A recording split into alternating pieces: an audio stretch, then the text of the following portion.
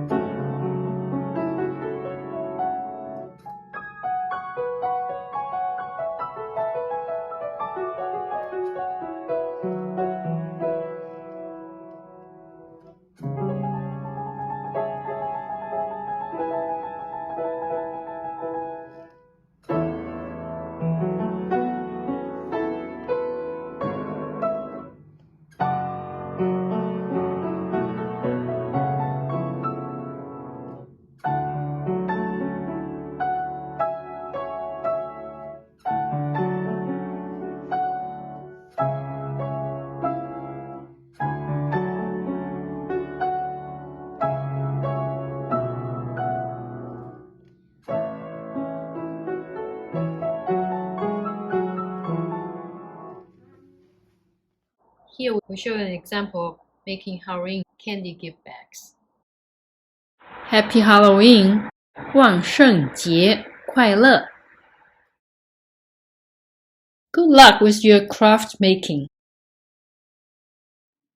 If you like this video, give us a thumbs up, share it, and subscribe.